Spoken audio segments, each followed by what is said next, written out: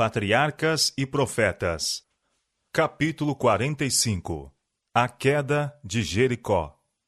Os hebreus tinham entrado em Canaã, mas não a haviam sujeitado.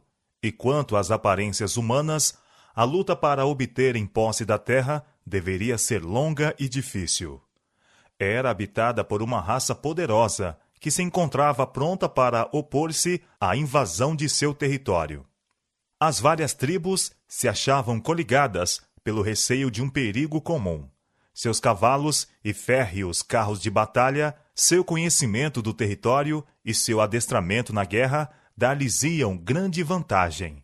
Ademais, o território era guardado por fortalezas, cidades grandes e muradas até aos céus. Deuteronômio capítulo 9, verso 1.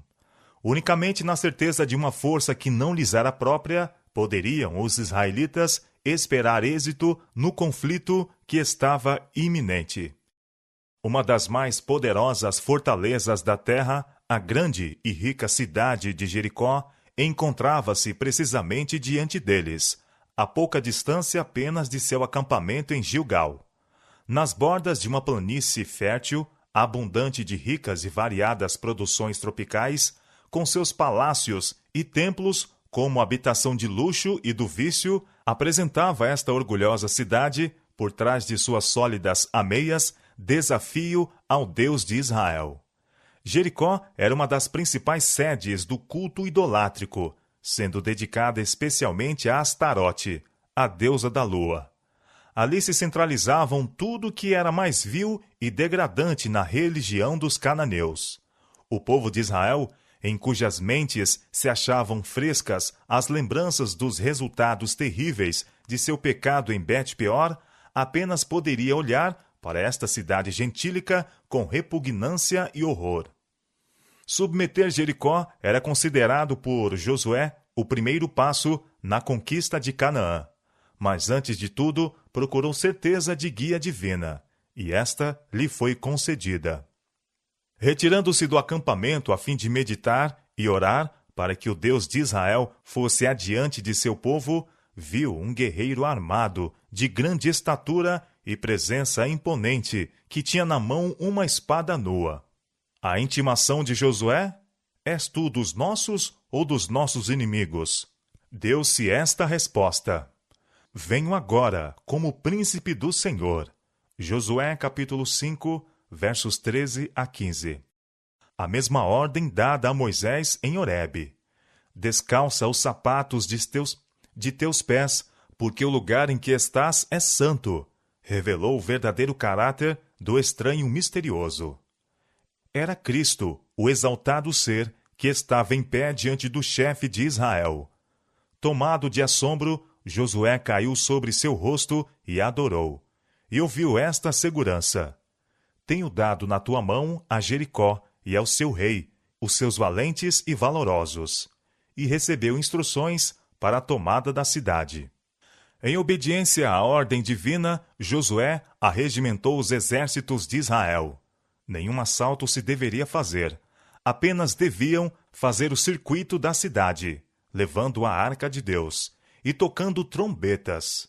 Em primeiro lugar iam os guerreiros, uma corporação de homens escolhidos, não para fazer agora a conquista pela sua própria habilidade e proeza, mas pela obediência às orientações a eles dadas por Deus. Seguiam-se 7 sacerdotes com trombetas. Então, a arca de Deus, rodeada de uma auréola de glória divina, era levada pelos sacerdotes vestidos nos trajes que denotavam seu sagrado ofício. Seguia-se o exército de Israel, estando cada tribo sob a sua bandeira. Tal foi o cortejo que circundou a cidade condenada. Nenhum som se ouvia a não ser o tropel daquela grande hoste e o estrondo solene das trombetas, ecoando pelas colinas e ressoando através das ruas de Jericó. Concluído o circuito, o exército voltou em silêncio às suas tendas, e a arca foi de novo posta em seu lugar no tabernáculo. Admiradas e alarmadas, as sentinelas da cidade notavam cada movimento e o referiam às autoridades. não sabiam a significação de toda esta manifestação. Mas, quando viram aquela potente hoste a marchar em redor de sua cidade, uma vez em cada dia, juntamente com a arca sagrada e os sacerdotes assistentes, o mistério da cena aterrorizou o coração de sacerdotes e povo. De novo, inspecionaram suas fortes defesas, sentindo-se certos de que poderiam com êxito resistir ao mais poderoso ataque. Muitos punham a ridículo a ideia de que qualquer mal lhes pudesse advir por meio daquelas singulares demonstrações. Outros estavam aterrados, contemplando o séquito que cada dia volteava a cidade. Lembravam-se de que o Mar Vermelho uma vez se abrira perante este povo e que acabava de se lhes abrir uma passagem pelo rio Jordão. Não sabiam que mais prodígios Deus poderia operar por eles. Durante 6 dias, a hoste de Israel fez o circuito da cidade. Veio o 7º dia, e com o primeiro albor da manhã, Josué arregimentou os exércitos do Senhor. Determinou-se-lhes agora marchar 7 vezes em redor de Jericó, e a um forte estrondo das trombetas dar uma aclamação em alta voz, pois Deus lhes havia entregue a cidade. O vasto exército marchou solenemente em redor das condenadas muralhas. Tudo estava em silêncio. Apenas o passo cadenciado de muitos pés e o som ocasional da trombeta rompiam a quietude das primeiras horas da manhã.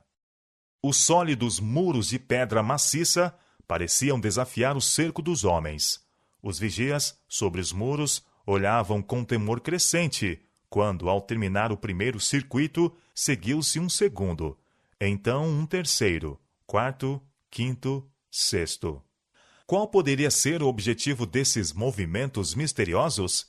Que grande acontecimento se achava iminente? Não tiveram muito tempo a esperar.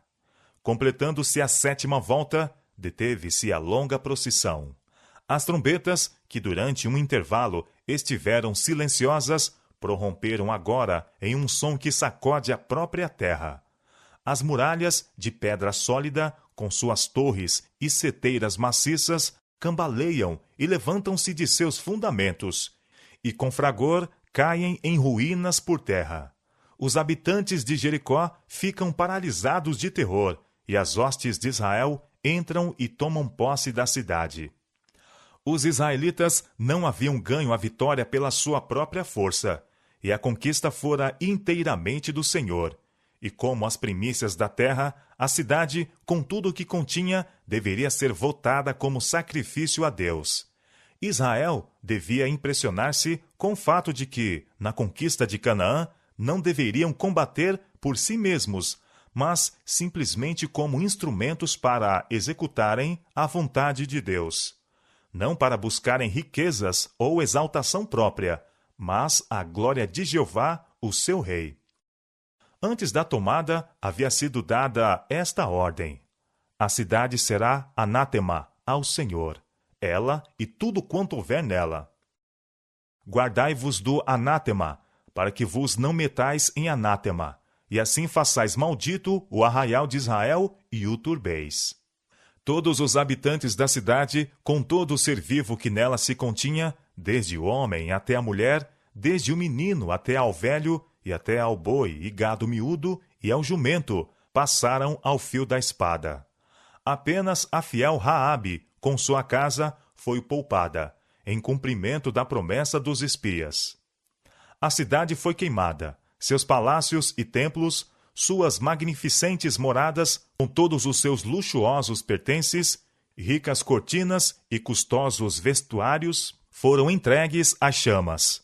Aquilo que não pôde ser destruído pelo fogo, a prata e o ouro e os vasos de metal e de ferro, foi dedicado ao serviço do tabernáculo.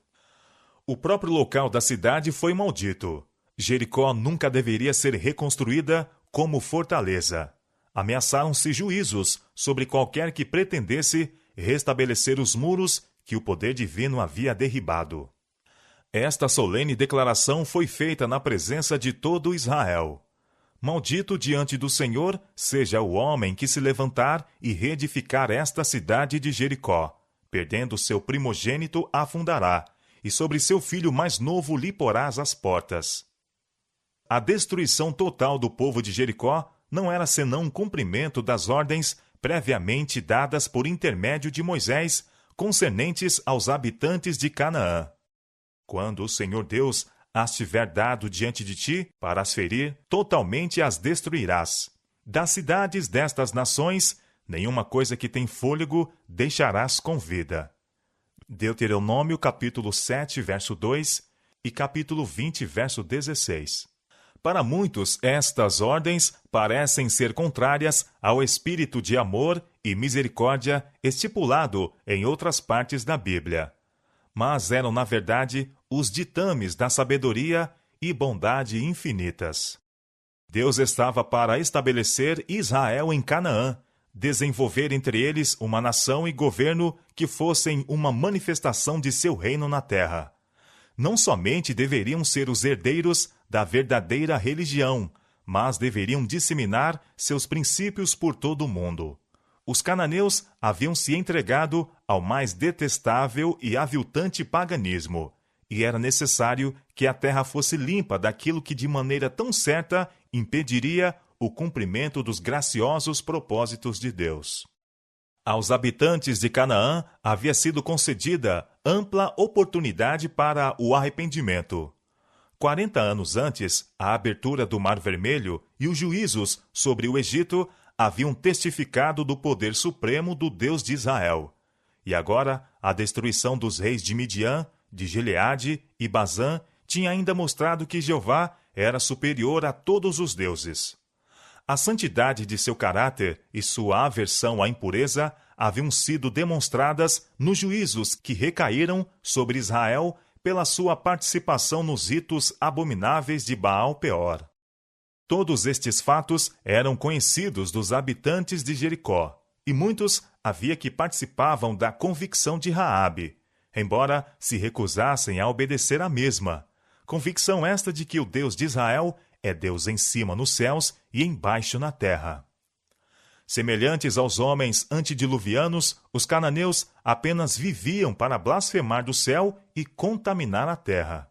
E tanto o amor como a justiça exigiam a imediata execução destes rebeldes a Deus e adversários do homem.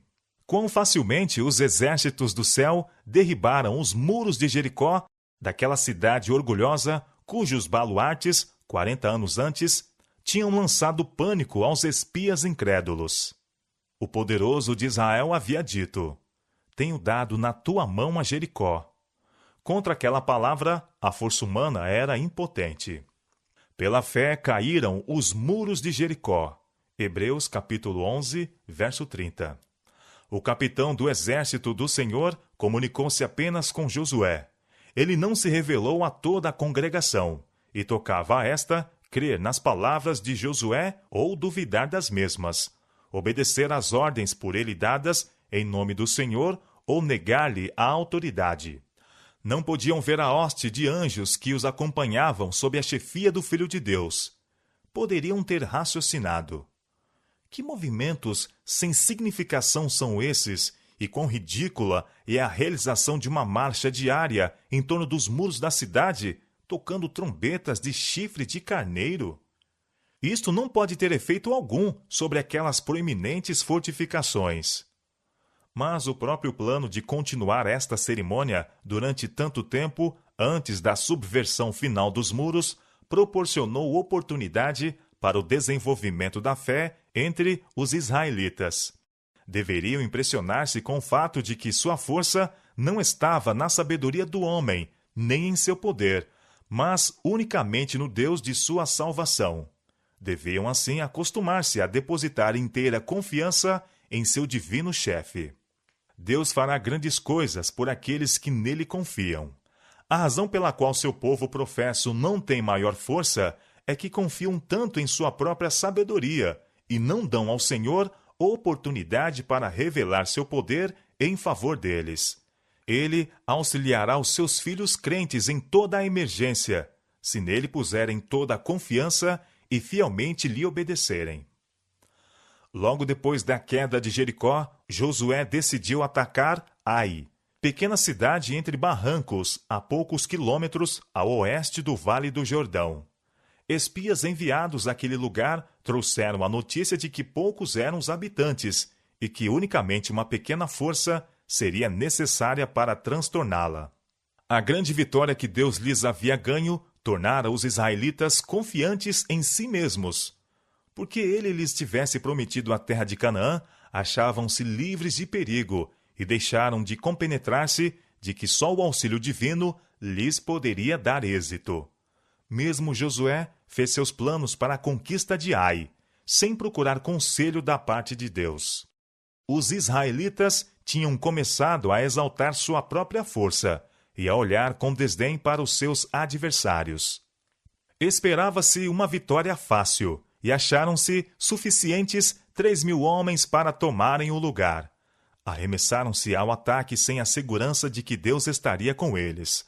Avançaram quase até as portas da cidade, apenas para encontrarem a mais decidida resistência.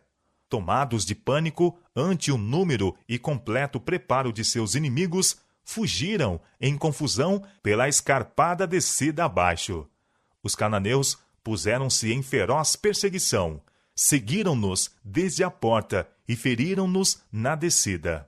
Posto que a perda fosse pequena, quanto ao número, tendo sido mortos apenas 36 homens, foi a derrota desanimadora para toda a congregação. O coração do povo se derreteu e se tornou como água. Esta foi a primeira vez que se defrontaram com os cananeus em combate efetivo, e se foram postos em fuga diante dos defensores desta pequena cidade, qual seria o resultado nos maiores conflitos que se achavam perante eles? Josué encarou o mau êxito como expressão do desagrado de Deus e angustiosamente, apreensivamente, rasgou seus vestidos e se prostrou em terra sobre o seu rosto perante a arca do Senhor até a tarde, ele e os anciãos de Israel, e deitaram pó sobre as suas cabeças. Ah, Senhor Jeová, exclamou ele, por que com efeito fizeste passar a este povo o Jordão, para nos dares nas mãos dos amorreus, para nos fazerem perecer? Ah, Senhor, que direi? Pois Israel virou as costas diante de seus inimigos. Ouvindo isto, os cananeus e todos os moradores da terra nos cercarão e desarraigarão o nosso nome da terra. E então, que farás ao teu grande nome? A resposta de Jeová foi: levanta-te, porque estás prostrado assim sobre o teu rosto? Israel transgrediu o meu concerto que lhes tinha ordenado. Este era o momento para ação pronta e decidida, e não para desespero e lamentação. Havia pecado secreto no acampamento, e este devia ser descoberto e removido antes que a presença e a bênção do Senhor pudessem estar com o seu povo. Não serei mais convosco, se não desarraigardes o anátema do meio de vós. A ordem de Deus tinha sido desatendida por um dos encarregados de executar seus juízos, e a nação foi considerada responsável pelo crime do transgressor. Tomaram do anátema, e também furtaram, e também mentiram. Deram-se instruções a Josué para a descoberta e castigo do criminoso. Dever-se-ia empregar a sorte para descobri-lo. O pecador não foi diretamente indicado, ficando a questão em dúvida por algum tempo, a fim de que o povo pudesse sentir sua responsabilidade pelos pecados existentes entre eles. E assim foi levado ao exame de coração e humilhação perante Deus. De manhã bem cedo, Josué reuniu o povo, segundo as suas tribos, e iniciou-se a cerimônia solene e impressionante. Passo a passo prosseguiu a investigação. Mais e mais minuciosa se tornava a terrível prova. Primeiro a tribo, depois a família, depois a casa. A seguir, o homem foram passados pela prova. E Acã, filho de Carme, da tribo de Judá, foi indicado pelo dedo de Deus como o perturbador de Israel. Para confirmar seu crime, fora de toda dúvida, Não deixando base para a acusação de que fora condenado injustamente, Josué, de modo solene, conjurou a Acã a reconhecer a verdade. O miserável homem fez ampla confissão de seu crime. Verdadeiramente pequei contra o Senhor Deus de Israel. Quando vi entre os despojos uma boa capa babilônica e 200 siclos de prata e uma cunha de ouro de peso de 50 siclos, cobicei-os e tomei-os, e eis que estão escondidos na terra, no meio da minha tenda. Expediram-se imediatamente mensageiros para a tenda, onde removeram a terra no lugar indicado, e eis que tudo estava escondido na sua tenda, e a prata debaixo dela. Tomaram, pois, aquelas coisas no meio da tenda, e as trouxeram a Josué, e as deitaram perante o Senhor. Pronunciou-se a sentença, e imediatamente foi executada. Por que nos turbaste? Disse Josué. O Senhor te turbará a ti este dia. Como o povo houvesse sido responsabilizado pelo pecado de Acã e tivesse sofrido pelas suas consequências, deveria, mediante seus representantes, tomar parte no castigo àquele pecado. Todo Israel o apedrejou com pedras. Então ergueu-se sobre ele um grande montão de pedras, testemunho ao pecado e seu castigo. Pelo que se chamou o nome daquele lugar o Vale de Acor, isto é, perturbação. No livro das crônicas está escrita sua memória. Acar, o perturbador de Israel. 1 Crônicas, capítulo 2, verso 7. O pecado de Acã foi cometido em desafio às advertências mais diretas e solenes e às mais grandiosas manifestações do poder de Deus. Guardai-vos do anátema, para que vos não metais em anátema, tinha sido a proclamação a todo Israel.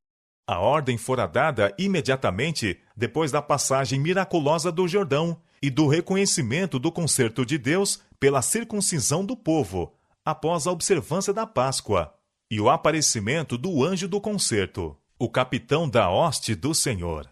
A ela se seguira a subversão de Jericó, dando provas da destruição que certo surpreenderá todos os transgressores da lei de Deus. O fato de que somente o poder divino dera a vitória a Israel, de que não entraram na posse de Jericó pela sua própria força, dava um peso solene à ordem que lhes proibia participar dos despojos. Deus, pelo poder de sua palavra, transtornara aquela fortaleza. A conquista era sua, e a ele unicamente. A cidade, com todas as coisas que nela se continham, devia ser devotada. Dentre os milhões de Israel, apenas um homem houve que, naquela hora solene de triunfo e juízo, ousara transgredir a ordem de Deus. A cobiça de Acã foi despertada à vista daquela custosa capa de Sinear. Mesmo quando ela o levou em face da morte, ele a chamou uma boa capa babilônica. Um pecado arrastara outro, e ele se apropriou do ouro e da prata dedicados ao tesouro do Senhor. Roubou a Deus as primícias da terra de Canaã. O mortal pecado que determinara a ruína de Acã teve suas raízes na cobiça, um dos mais comuns e mais levianamente considerados dentre todos os pecados. Enquanto outras faltas são descobertas e castigadas, quão raramente apenas desperta censura e violação do 10º mandamento. A enormidade desse pecado e seus terríveis resultados são a lição da história de Acã. A cobiça é um mal de desenvolvimento gradual.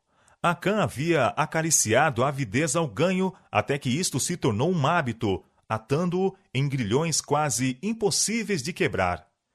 Enquanto alimentava este mal, ter-se-ia enchido de horror ao pensamento de acarretar desgraça sobre Israel.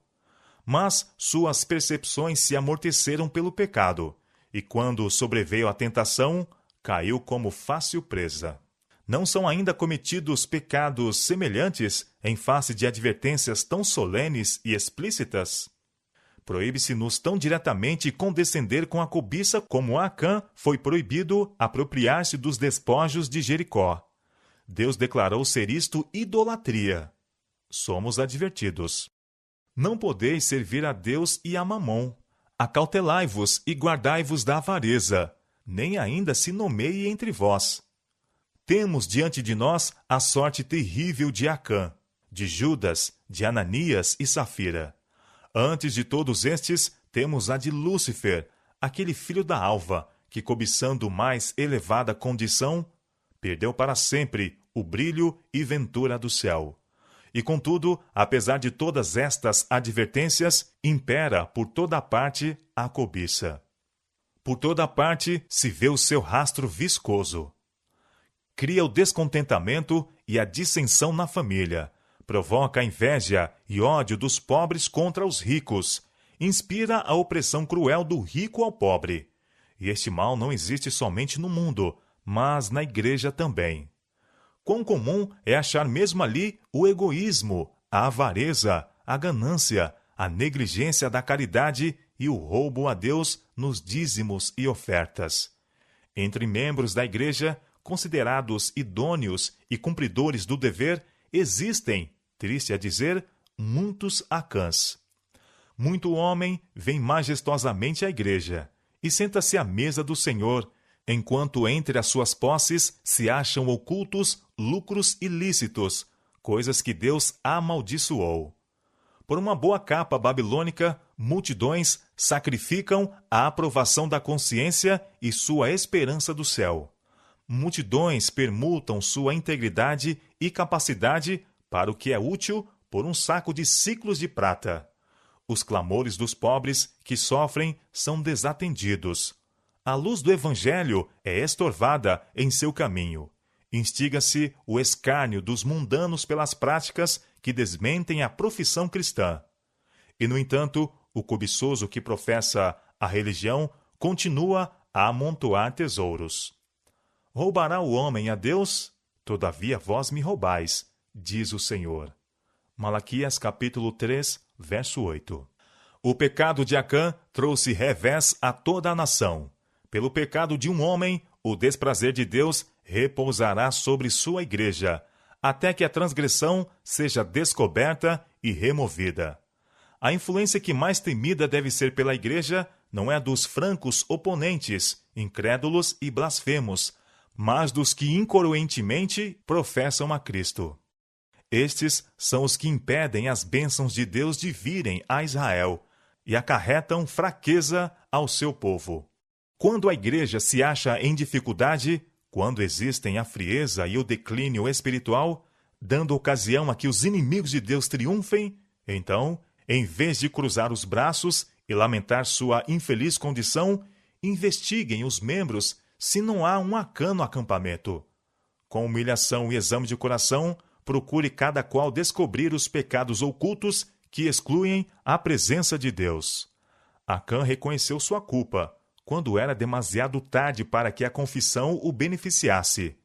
Vira os exércitos de Israel voltarem de Ai, derrotados e desanimados. Contudo, não se apresentou para confessar seu pecado. Vira Josué e os anciãos de Israel curvados em terra, com uma dor demasiado grande para exprimir-se com palavras. Houvesse feito então confissão e teria dado alguma prova de verdadeiro arrependimento.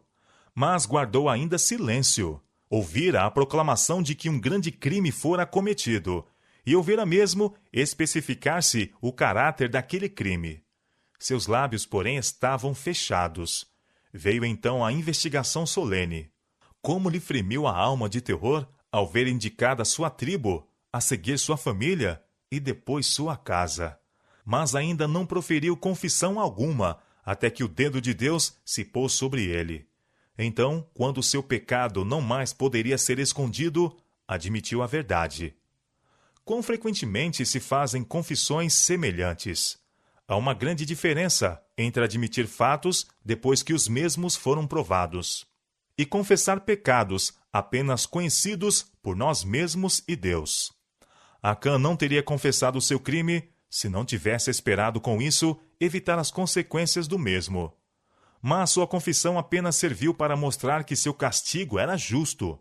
Não havia genuíno arrependimento do pecado, nem contrição, nem mudança de propósito, nem aversão ao mal.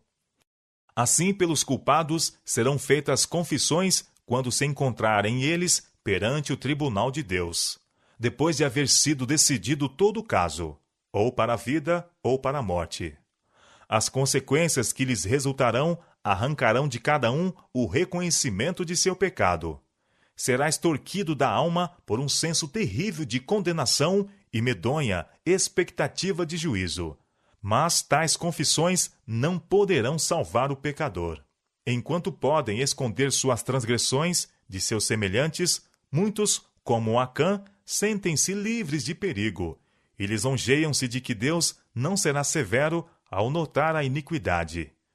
Demasiado tarde, seus pecados pô-los-ão ao descoberto naquele dia em que para sempre não serão purificados com sacrifício nem com ofertas. Quando se abrirem os registros do céu, o juiz não declarará com palavras ao homem a sua culpa, mas lançará um olhar penetrante, convincente, e toda ação, todo cometimento na vida gravar-se-á vividamente na memória do malfeitor. Não será necessário, como nos dias de Josué, que a pessoa seja pesquisada da tribo à família, mas seus próprios lábios confessarão sua vergonha. Os pecados ocultos ao conhecimento dos homens serão então proclamados ao mundo todo.